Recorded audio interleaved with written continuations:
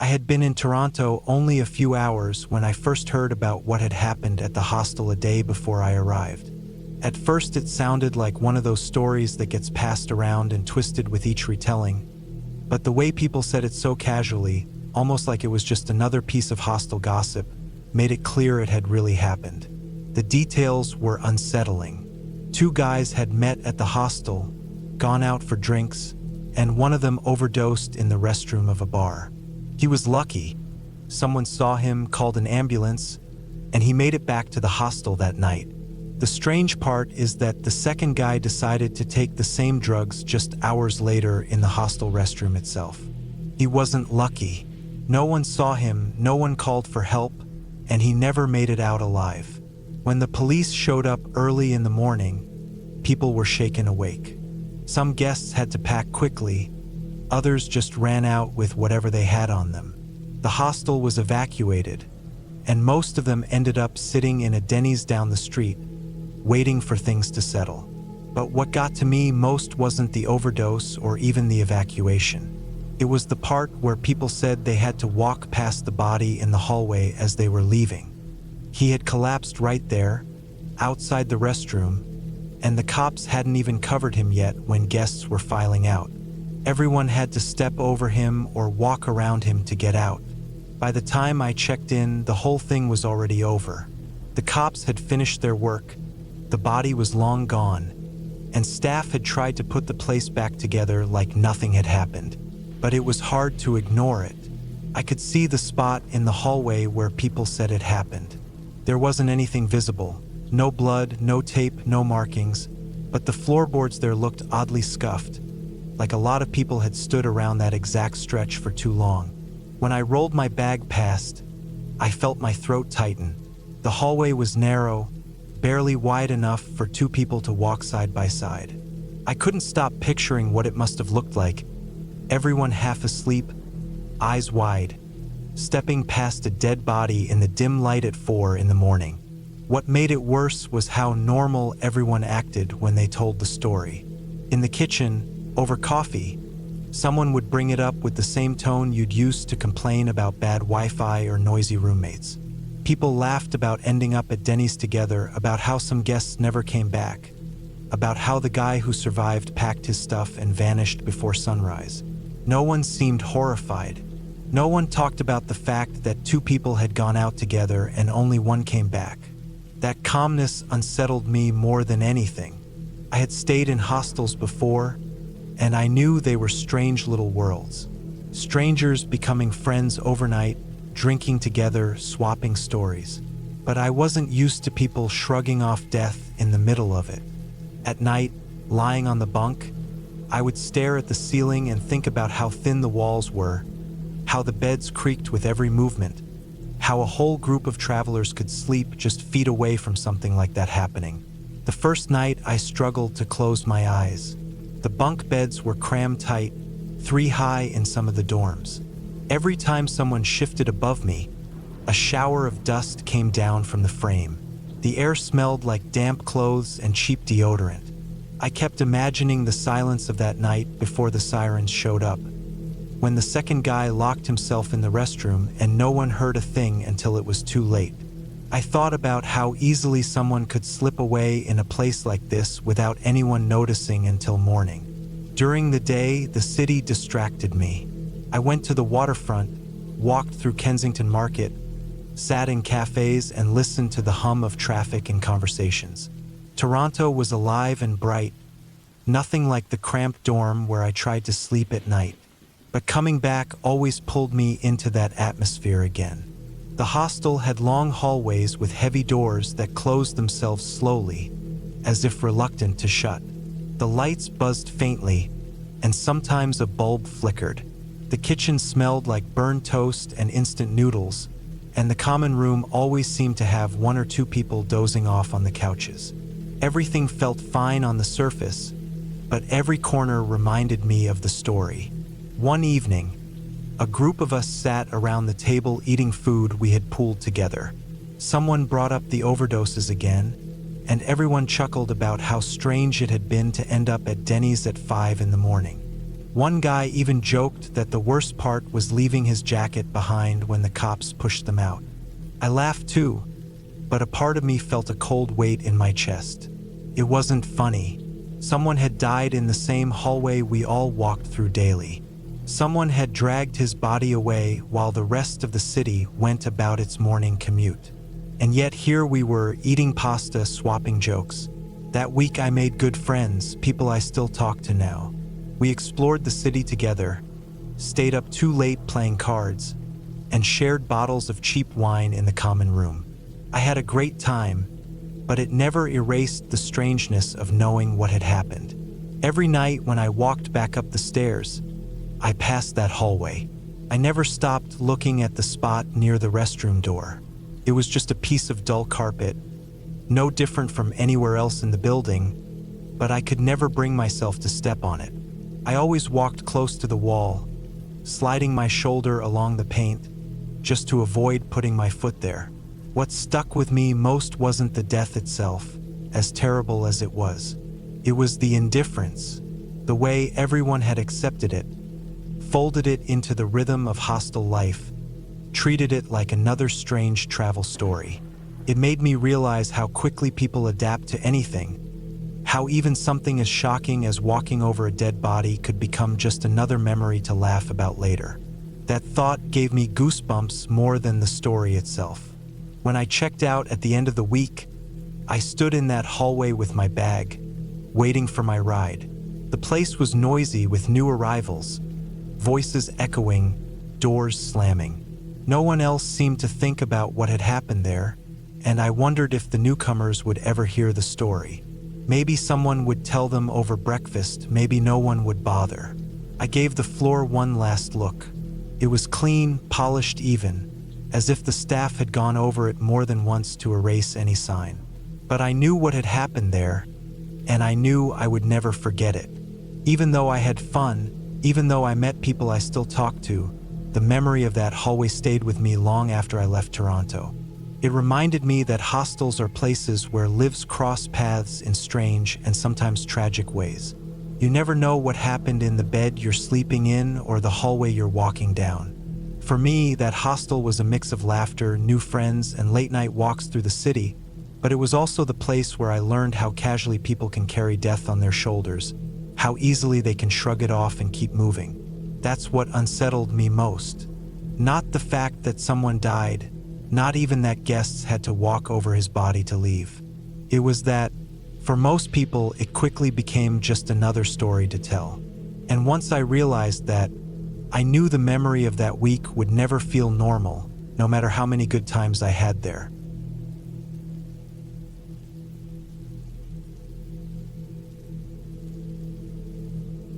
I had booked the hotel in Puerto Banús weeks before, thinking it would be a decent place to rest for a couple of nights.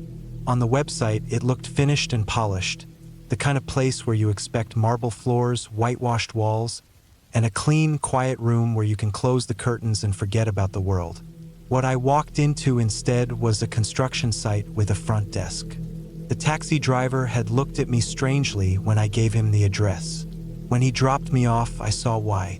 The building looked half dead. The outside walls were streaked with stains where rain had run down untreated cement. A banner with the hotel's name sagged in the breeze, the paint peeling. One of the glass panels at the front door was cracked, patched up with tape. Inside, there were no real lights, just a few dangling bulbs that threw a yellow glow over bare plaster. I could smell dust and fresh paint, mixed with that metallic tang of wiring that hasn't been hidden yet. I walked up to what passed for the reception desk. A piece of wood balanced across two sawhorses. A man sat behind it, smoking, not wearing anything close to a uniform. He took my name like it was a surprise anyone had actually booked. They led me upstairs to the first room. I opened the door and just stood there, confused. The walls weren't painted, just streaks of plaster. Loose wires hung from the ceiling. The sink in the bathroom was dry, no water at all. The bed had no frame, just a mattress on the floor. I went back to complain, but they shrugged, almost like it was my problem now. After some grumbling, they gave me a different room. This one wasn't much better. The air smelled like plaster dust, and I could still taste it when I breathed. The floor had a pile of tools shoved against one wall: wrenches, screwdrivers, a hammer with a wooden handle that looked older than the building itself. The bed had sheets, at least, but I could see the smears of dust across the pillow. I should have turned around and left, but I was exhausted. I'd been traveling since early morning, and my body was running on nothing but coffee and stubbornness. I told myself I just needed to close my eyes for a while, and things would look different in the morning. It was close to midnight when I woke up to the sound of the door handle rattling. At first, I thought it was just someone drunk, confusing their room for mine. I lay there in the dark, waiting for it to stop. Didn't. Whoever it was kept turning the handle harder and harder until the door shuddered against the frame. My chest went tight. I got out of bed, yanked the door open, and found myself staring at a man and a woman. He looked like the kind of man who lived off other people: sharp suit, shiny shoes, the kind of confidence that comes from having a lot of people scared of you. She hung back a little, heavy makeup, high heels, her eyes scanning me like she'd seen this before. They told me I wasn't supposed to be there. I snapped back that I'd been given the room by the hotel. They didn't care. They only cared that I wasn't supposed to be in that exact space at that exact time. I cursed at them and slammed the door, locking it again. My heart was hammering, but after a while, exhaustion pulled me back to sleep. I didn't stay asleep long. Maybe an hour later, the door shook again. This wasn't a simple twist of the handle this time. Someone was trying to force the whole door out of its frame. The wood groaned, and I could see the metal latch straining. My eyes darted to the pile of tools. I grabbed the hammer, the weight solid in my hand, and pressed my ear against the door. I asked what they wanted, my voice shaking more than I liked. The answer was muffled but clear enough. They said they were here for the meeting. I told them they had the wrong place, and they shouted back that if I didn't open the door, the deal was off. That's when it hit me. The room I was in wasn't just a room under construction. It was a room reserved for something else, something illegal. I wasn't supposed to be there because this was a stage for whatever business they were running. I tucked the hammer into the back of my boxers, opened the door carefully, and stepped into the hallway. 3 men stood there. One of them was twitching and sweating, eyes glassy, jaw grinding. The other 2 looked like muscle, big men with shaved heads and arms that strained their shirts. I explained fast, pointing back into the room, telling them the hotel had moved me there, and that earlier a man and a woman had tried the same thing. For a second, I thought they weren't going to believe me. Then the biggest of them nodded once, short and sharp, and they walked off without a word. I shut the door and pushed the desk against it. But that didn't stop the night from unraveling further. Over and over again, someone came to the door. Sometimes it was a single knock. Sometimes it was hands twisting the handle, shaking the whole door like they were testing my will. A couple of times, people shouted through, asking if the room was free, asking if someone was waiting inside. Each time, I had to get up, shove the hammer into my waistband, and open the door just enough to tell them no. By the 3rd or 4th time, I stopped being scared and just felt angry. My sleep was broken into jagged pieces. I would just start to drift off when the banging would start again, and I'd be dragged back into the hallway with my heart in my throat. The hammer felt like an extension of my hand by then, heavy, comforting, as if it was the only thing keeping me safe in that unfinished building. The hours stretched. At some point, I realized the room wasn't just part of a construction project. It was a hub. Deals, liaisons, quick exchanges. All of it flowed through that one door, and somehow I had been dropped into the middle of it. By the time the first gray light crept in through the half-fitted window, my nerves were shot. My eyes burned, and every sound made me twitch. I packed my bag without even showering, without even looking back at the bed. I didn't care if the staff argued or shrugged. I was getting out before the day brought more visitors to that door. I walked down the unfinished stairs, past the empty reception desk, past walls that still smelled of plaster. Nobody stopped me. Outside, the street was quiet, the air cool against my face. I kept walking until I found a cafe open for breakfast.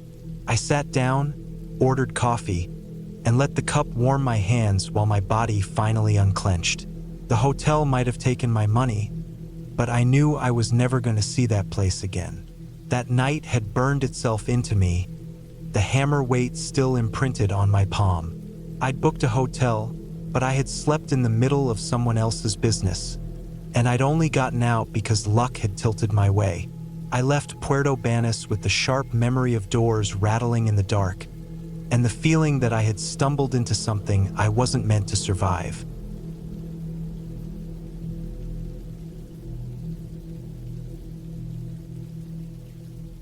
I had just finished one of the most exhausting weeks of my life. 5 straight days of working an event where I barely slept, maybe 10 hours total the whole time. My body was running on caffeine and adrenaline, and once it was all over, I booked a quick trip out of the country just to reset and get away. By the time I landed, every muscle in my body felt heavy, and my brain felt foggy like I was moving through water. I checked into a small motel on the edge of town. It wasn't anything special, cheap, a little run down, and not the kind of place I'd normally pick if I was on a proper vacation. But at that point, I didn't care about comfort. I just wanted a bed and a door that locked. The front desk clerk barely looked up when I walked in, slid the key across the counter, and went back to scrolling on his phone. When I opened the room, it smelled faintly of mildew, like old water trapped in the carpet. The carpet itself was damp in spots, almost sticky under my shoes. The blankets on the bed felt clammy when I pulled them back, as if the room had never fully dried out from some leak or bad weather. Normally, I'd have complained or asked for another room, but I was so far past the point of caring. I just dropped my bag in the corner, kicked off my shoes, and collapsed onto the bed. I think I fell asleep before I even finished pulling the blanket over me. The clock on the nightstand said a little after 8 p.m. local time. My body was grateful for it. No alarm, no tasks waiting, just pure sleep. Sometime later, the ringing of the room phone cut through the fog in my head. I startled awake, groggy and disoriented. The clock glowed 11 o'clock. My throat was dry, my head was still heavy, and for a few seconds I couldn't even remember where I was. I fumbled the receiver to my ear and heard a voice say there had been a complaint about noise coming from my room. Still half asleep, I mumbled that it wasn't possible. I'd been sleeping since I got in, and there hadn't been a single sound, not even a TV. The voice asked if maybe someone else in the room could be making noise. That question made me pause for a second. I told them no, I was by myself, no one else here. The person asked again, repeating the question slowly, almost carefully.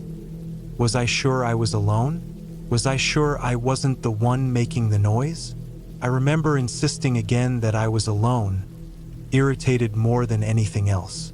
Then I hung up, rolled over, and almost immediately fell back asleep. The next time I woke up, it was daylight filtering weakly through the thin curtains. My body was stiff from the damp sheets, but at least I felt rested for the first time in days. Lying there, staring at the stained ceiling, the memory of that phone call drifted back. At first, I brushed it off as just a weird, sleepy blur. But the more I thought about it, the stranger it seemed. For one, I hadn't heard any noise coming from anywhere in the building that night. No footsteps, no televisions through the thin walls, no voices in the parking lot. It had been dead quiet from the moment I lay down until that phone rang. Even stranger, why would the front desk keep asking if I was alone?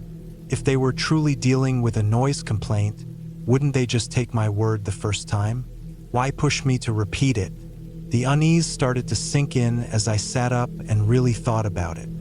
Something about the tone of the questions didn't match the usual half-bored attitude of a night clerk.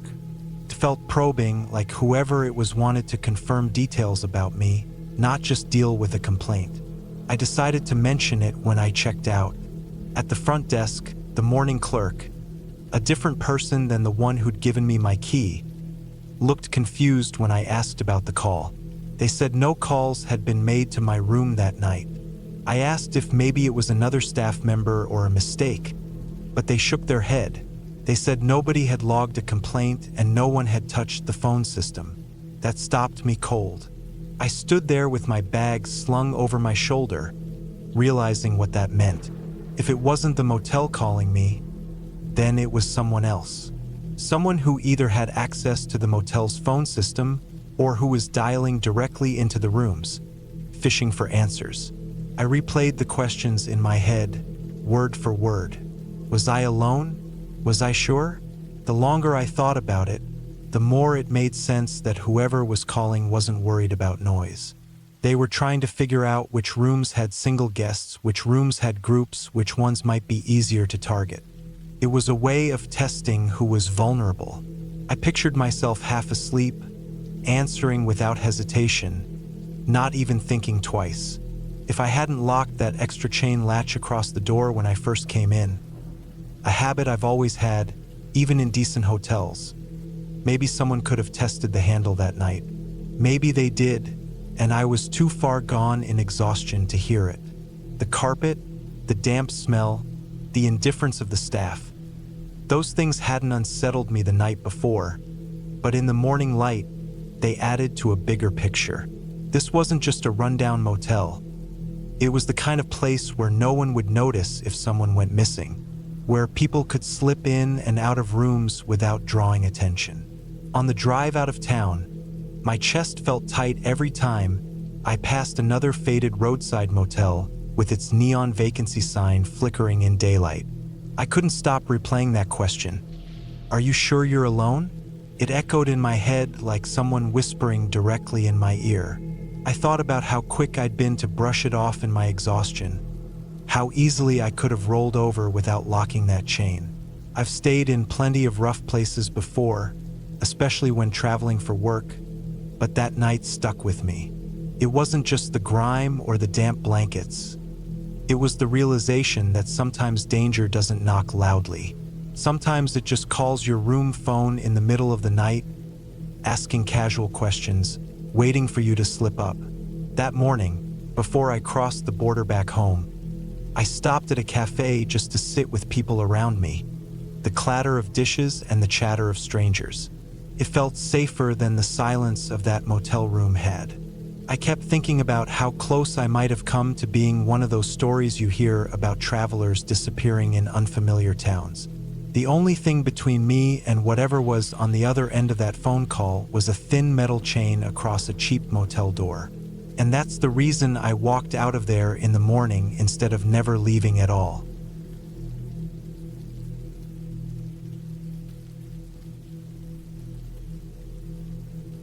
I never actually stayed at the Golden Lamb, but I spent enough time wandering its halls that I sometimes feel like I did. My old friend's mom worked there, which gave us the unusual privilege of walking around parts of the place that most people only ever read about in brochures. The Golden Lamb isn't just an old hotel in Ohio.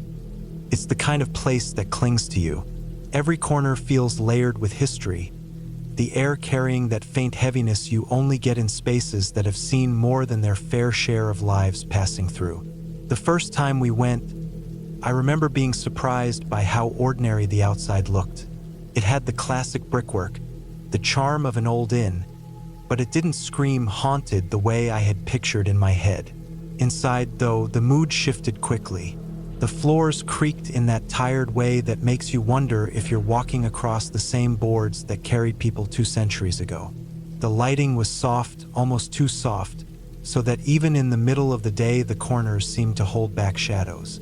We made our way up to Harriet Beecher Stowe's room first. It was one of the most talked about places in the hotel, and I'd heard stories about how people couldn't last the night there. When we stepped inside, I noticed it right away. The air felt thicker, harder to breathe, as though the room had a weight pressing down on it. I tried to chalk it up to old ventilation or maybe just the idea of the place messing with me, but my chest felt tight, and I couldn't ignore the sudden drop in temperature. My friend mentioned how people who stayed in that very bed often heard pounding from the wall behind the headboard, loud enough to keep them awake. The thought of being trapped in the dark, pinned in that narrow bed while something slammed against the wall inches from your head, left me uneasy. I stood at the foot of the bed, staring at the faded quilt, wondering if anyone had bolted from that exact spot in the middle of the night. The basement was next, and I'll admit, that one stuck with me long after we left. It had been part of the Underground Railroad, or at least that's what we'd been told. Whether it was true or not didn't matter. The air down there was heavy with something you could feel in your bones. The ceiling was low, the stone walls rough and sweating with dampness. The further we walked in, the darker and more narrow it became, the electric light from above shrinking behind us. Every step echoed longer than it should have, bouncing off the walls in a way that made the silence feel alive. My gut told me not to go too far, and the deeper we went, the worse the sense of dread became. It wasn't like seeing something move or hearing a strange sound. It was just the overwhelming certainty that we weren't supposed to be there. I stopped halfway in and refused to go farther, my skin crawling as though the air itself was warning me to turn back. Then there was Sarah's room, the one most people around town knew about even if they'd never stepped foot inside. Her story had been passed around every classroom, every kid daring the next to go see it for themselves. Her room was set up like a child's playroom, visible through glass from the hallway. The sight of it was unnerving because it looked so alive, like a child had just been playing there and might come back any second. Wooden block letters sat stacked neatly, a rocking horse stood angled toward the corner, and the little bed was perfectly made. There were stories about the blocks moving, spelling things out, but I always figured the staff probably rearranged them to add to the theatrics. Still, staring through that glass gave me a chill I couldn't shake. Something about a child's room being preserved in place for decades felt worse than an empty hallway or an abandoned basement. It was staged, but it wasn't fake. You could tell that at one point it had belonged to someone real. Not all of the stories were as cleanly packaged as Sarah's. We'd heard rumors about a maid dying in the attic, though no one could tell me if it was just a tale cooked up to scare kids.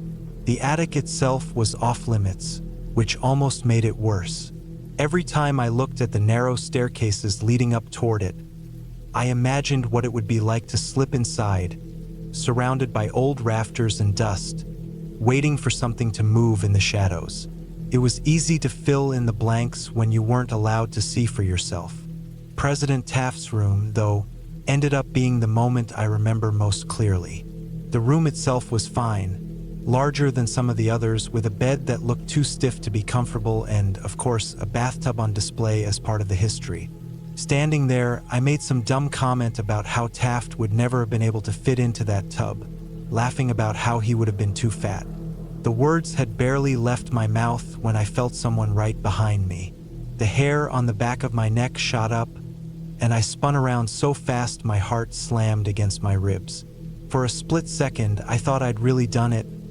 I thought I'd insulted the dead president and he had come to set me straight. But it wasn't Taft.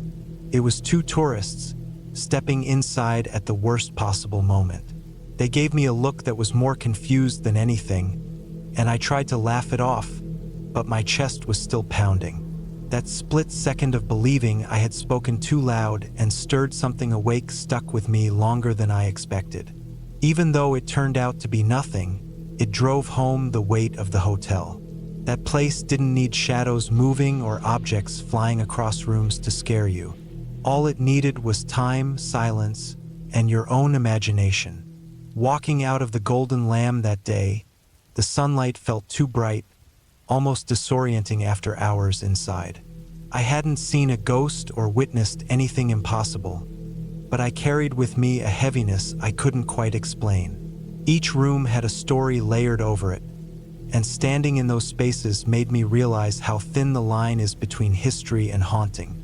The creaking boards, the chill in the air, the preserved belongings of people long gone. They all added up to something that couldn't be shrugged off as just theatrics. I still think about that basement sometimes, how the dread settled in deeper with every step forward. And I still think about how quickly my own mind jumped to conclusions in Taft's room, ready to believe I'd crossed a line with someone who wasn't even there anymore. That's the thing about the Golden Lamb. It doesn't have to show you a ghost. It just waits for you to supply one yourself. By the time we left, I understood why people swore the place was haunted, even if nothing dramatic had happened. The fear there wasn't in seeing something move across the room. It was in realizing how much the building seemed to listen, how much weight its silence carried, and how easy it was to lose track of what was real and what was only in your head. And for me, that was more than enough.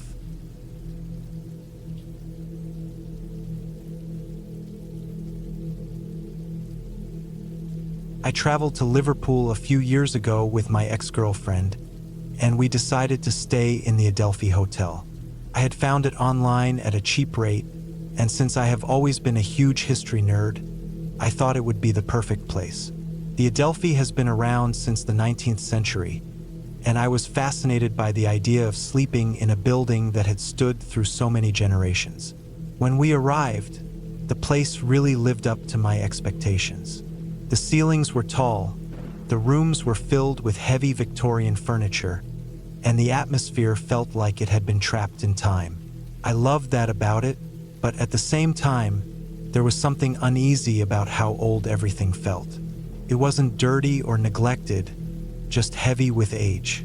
Our room had this enormous mirror on the wall directly across from the bed, framed in dark wood. It was the kind of thing that might have been beautiful in daylight, but when the sun went down, it just felt intrusive.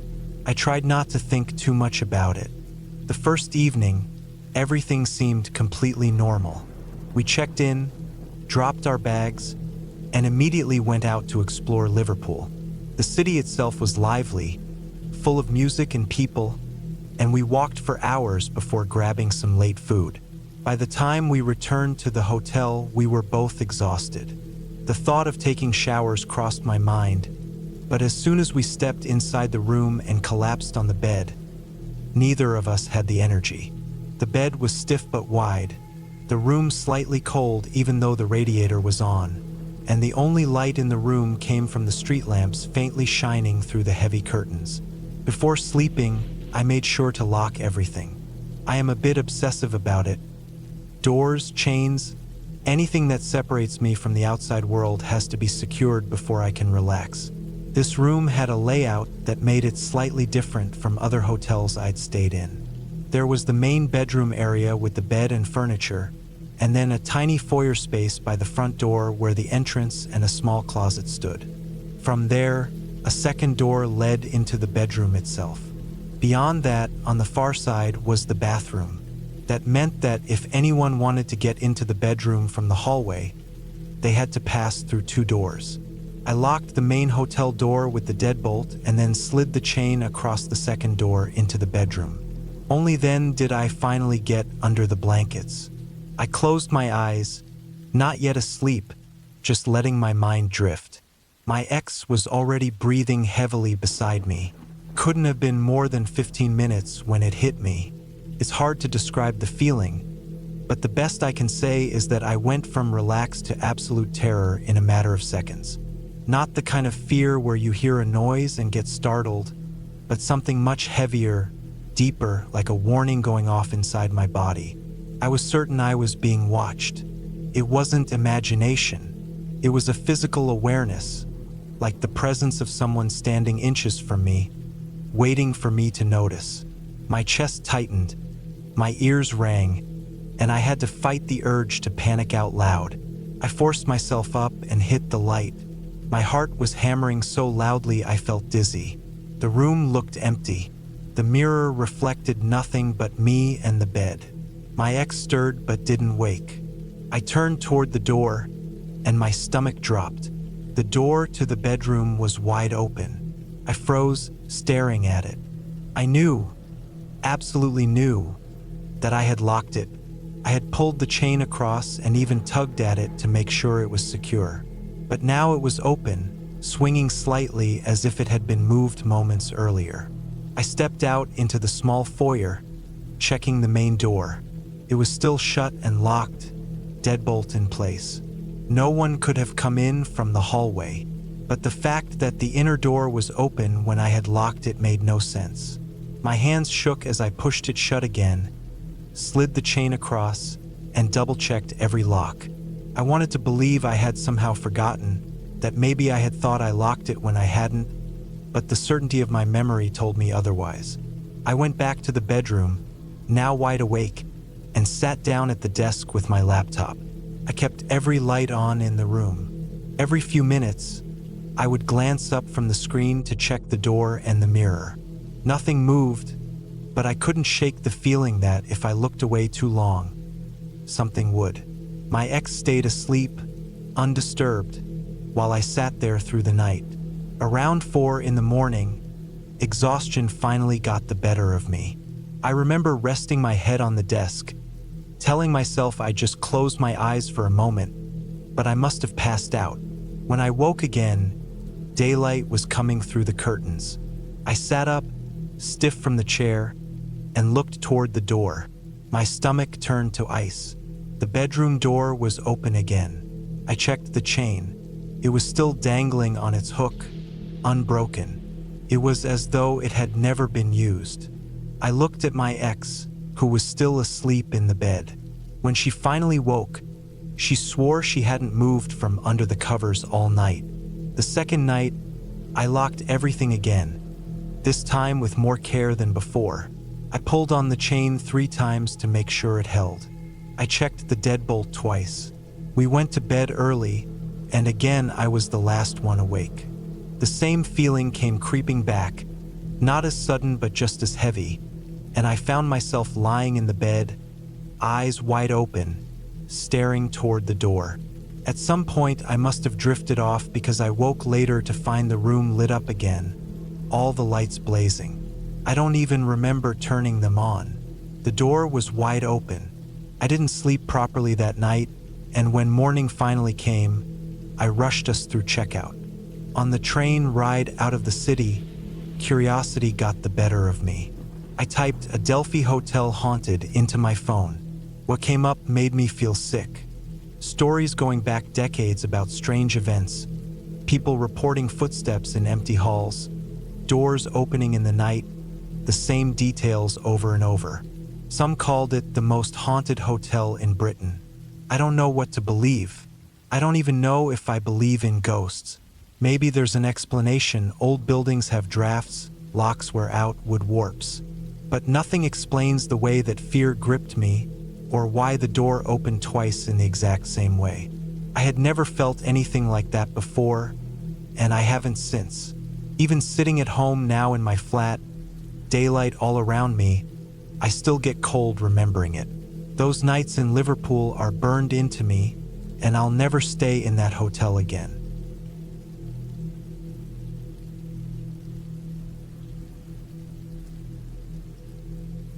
I wasn't living in New York City full-time back then, so most of my year was spent driving. A lot of driving.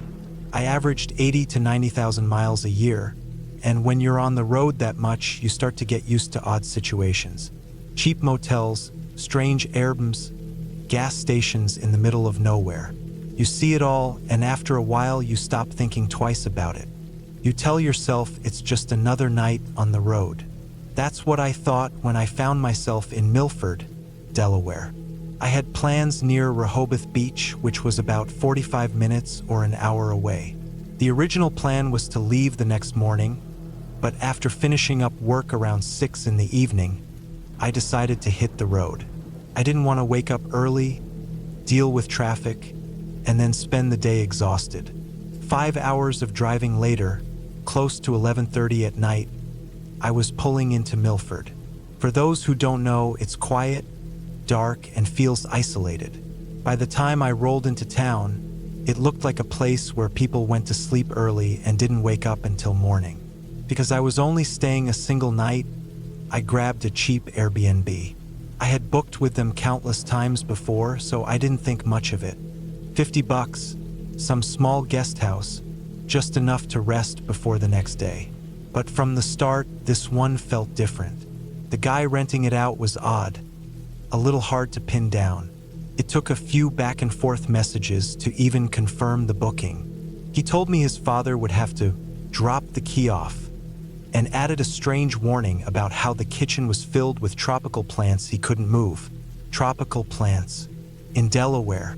I didn't care though. I wasn't there for an experience, just a place to shut my eyes for a few hours. The place was in a small gated, or maybe just fenced, community with about 15 or 20 houses. At night, it was black as ink. I parked, grabbed my usual gear, duffel bag, backpack, jacket, extra jacket, and went to the lockbox. Turning the key was so loud it echoed into the silence, like the whole neighborhood could hear me.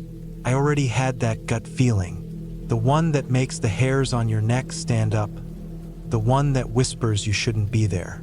But I'd been tired enough times before to ignore it, and I thought this was just one more of those. Inside, I dropped my stuff on a recliner and looked around. The kitchen was exactly as described, packed with plants that didn't belong in Delaware. It smelled like soil and damp leaves, and the air felt heavy, almost humid. The living room was decent, but when I started checking the bedrooms, things got worse. The first room looked like a prop set from an old horror movie. Dozens of dolls, stiff and faded from the 50s, lined the walls. A twin mattress lay flat in the middle of the floor with no frame, no sheets, nothing but stained fabric. I closed that door quick. The second room was covered in nutcracker figures, their mouths frozen in permanent grins. The single bed had one thin sheet and no pillows. The light switch did nothing, the room had no light at all. Another door closed, that left the couch in the living room. I told myself I could deal. It was only one night. I'd stay on the couch, keep my bag nearby, and be out first thing. Hunger eventually got to me, so I drove to the nearest open place, a Food Lion that was about to close. I grabbed pizza bites and a peach Snapple and drove back. By then, it was past midnight. Something about the house had me so on edge that I set up my GoPro before I left, just to see if anything strange happened. When I came back, I checked the footage first thing. Nothing. The house was exactly as I left it. Still, the place didn't feel right. The only TV was a tiny 19-inch screen with no power cord. My phone charger barely reached the outlet near the couch, and service was completely dead. I left the living room light on. It was a dim yellow bulb, but at least it kept the shadows away. I stretched out on the couch, tried to close my eyes, but an hour later I was still wide awake. I finally gave in and went to the bathroom. The bathroom was lit by another weak yellow bulb. No shower curtain, cracked tiles. I sat down and tried to distract myself by reading the back of a shampoo bottle. My phone was outside charging. That's when I heard it. The screech of a chair leg dragging across the hardwood floor in the kitchen. Slow, sharp, unmistakable. Long enough that you knew it wasn't just a noise. It was someone pulling a chair out to sit. My chest locked up. Every muscle went stiff. Then it got worse. A rhythmic tapping. Fingers drumming on the wooden table. Tap, tap, tap. Then faster, like whoever it was had no patience, like they were waiting for me to come out. I sat frozen, whispering in my head, over and over, I'm fucked, I'm fucked, I'm fucked. It was the only thought that came to me. 2 minutes passed, maybe 3. The tapping stopped. Silence. My mind spun through options. I couldn't sit there forever. Whoever was out there already knew I was inside. Staying in the bathroom made me feel like prey waiting to be cornered. My backpack was in the living room. Inside it, my Bowie knife. If I was going to get out, I'd need it. So I made the decision. I opened the door fast, ready to throw myself at whoever was waiting. But the kitchen was empty. The chair wasn't moved. The table sat untouched. The plants, the couch, everything exactly where it had been. I didn't care to investigate further. I didn't check closets or under beds. I didn't open another door. My heart was still hammering, but my hands were already grabbing my gear. I packed in a rush, like the place was on fire, throwing everything into my bags without order. I didn't even bother to put food back in the fridge. By 3 in the morning, I was on the road again, driving straight out of Milford with no destination other than away.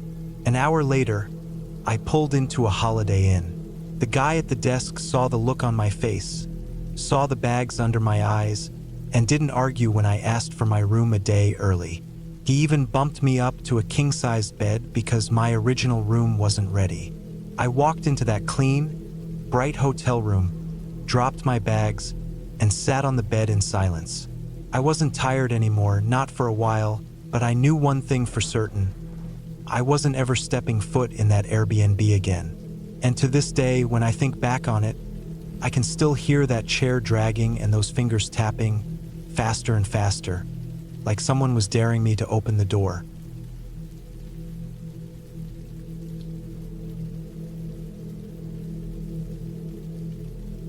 When I was about 10 years old, my family took one of the few vacations we ever went on. It was to Atlanta, a city that seemed impossibly huge to me at that age, with bright lights, endless roads, and so much noise that even inside the car it felt like the city itself was pressing in on us. My dad didn't have much money, so when he booked the hotel, it wasn't anything special. In fact, it was worse than not special. It was one of those roadside budget motels where the paint is peeling off the rails, the neon sign flickers half the letters, and the air smells faintly of cigarettes and mildew no matter where you stand. When we pulled into the lot, it was already dark. The parking lot lights hummed with that faint electrical buzz, moths batting against the bulbs, and everything looked kind of yellow and sickly under them. Dad went into the front office to check in while my mom, my brother, and I waited in the car. I remember looking out the window at the balconies where the rooms were lined up in rows, all of them with those thin metal railings, the kind you could easily slip through if you leaned too hard. Some of the doors were open, and I saw people outside smoking or just standing around. Even as a kid, I could sense it wasn't the kind of place where people were on vacation for fun. It was more the kind of place where people ended up because they didn't have many choices. Dad came back with the key card, the kind with the room number written in thick black marker on the paper sleeve, and we hauled our bags up the metal stairs to the second floor. The steps rattled with every footfall. The carpet on the walkways was dark, sticky in some spots, and had cigarette burns here and there. I was already uneasy, though I couldn't have explained why at the time. Everything about the place just felt worn out and tired, like it had soaked up too many bad nights. When we finally got into the room, the first thing I noticed was the smell. It was this mix of bleach, old carpet, and something damp. The beds had those shiny polyester covers that make a crinkling noise when you touch them. The air conditioner was in the window, rattling like it was about to fall apart, and it made the room feel damp instead of cool. Dad closed the door behind us, tossed the key onto the little desk, and then did something I wasn't expecting. He looked at me and my brother and said, "Now, kids, there's a woman downstairs checking in who has elephantiasis of the face." I had no idea what that meant. He explained in his usual blunt way, describing in detail how her face looked swollen and uneven, how her skin was pulled in strange ways. He said he was telling us because he didn't want us to be shocked or to say something rude if we saw her. I understood the idea, but at 10 years old, my imagination immediately filled in the blanks with something monstrous. His words planted an image in my head that felt more like something out of a horror movie than a real person. Not long after that, Dad sent me out to the car to grab something we'd forgotten. I don't even remember what it was now. Probably one of the bags or a cooler. I didn't argue. I just went, even though the idea of stepping back into that parking lot made my stomach tight. The air outside was sticky, buzzing with crickets, and the lot was lit just enough to see but not enough to feel safe. I hurried to the car, opened the back door, grabbed what I needed, and slammed it shut louder than I meant to. Then I ran back to the stairs, taking them two at a time, my heart beating faster with each step. I reached our door and knocked, expecting Mom to answer right away. Nothing happened. I knocked again, harder this time. Still nothing. The thin walkway seemed to stretch out on either side of me, the metal rail humming faintly under my knuckles. I started to panic. For a kid, there's nothing worse than being locked out, left behind, or feeling like maybe you're at the wrong place altogether. I knocked again, pounding with both fists, whispering "Mom" under my breath. When no one came, I moved down the row, trying to remember if I'd mixed up the door. I knocked on another one, then another, calling out for my dad or my brother. Every second that passed, the panic grew heavier in my chest. I couldn't figure out why they wouldn't answer. The thought hit me that maybe I'd really lost the room, that maybe they were all gone somehow, and I was stuck in this strange motel by myself. I reached the end of the walkway where the stairs went back down to the lot. My legs felt wobbly as I turned to go back, and that's when I saw her. She was sitting on the concrete at the bottom of the steps, a lit cigarette glowing between her fingers. It was the woman Dad had described. She looked up at me, and even though in hindsight her face wasn't as shocking as my imagination had painted it, to me in that moment it felt like the whole world stopped. Her face was uneven, swollen in places, her skin pulled tight on one side, loose on the other. She gave a smile, or at least what looked like one, and raised her hand in a little wave. The orange end of the cigarette glowed as she took a drag. For a grown adult, maybe it would have just been an awkward or even tender moment, a reminder that people live with things outside their control. But I was 10, lost, terrified, and my mind had already built her up into a figure of horror. The instant I saw her, all the fear I'd been bottling up exploded. I froze on the walkway, staring down at her, my throat tightening until all I could do was scream. A high-pitched, panicked scream, the kind a kid makes when they're sure something terrible is about to happen. It burst out of me before I even realized what I was doing. The sound echoed against the walls of the motel, bouncing off the metal rails and concrete. Doors cracked open up and down the row. People peeked out to see what the noise was about. And then, finally, my brother stepped out of our room, his face annoyed and confused. He saw me standing there, saw the woman looking up at me from below, and rushed over. He grabbed me by the arm, pulled me into the room, and slammed the door behind us. Inside, I was still gasping, my heart racing so hard it hurt. My brother told me to calm down, but it didn't matter. I couldn't shake the image of her face, the wave, the cigarette glow. For the rest of that night, I couldn't stop replaying it in my head. Every sound outside the door made me flinch, and I didn't sleep much at all.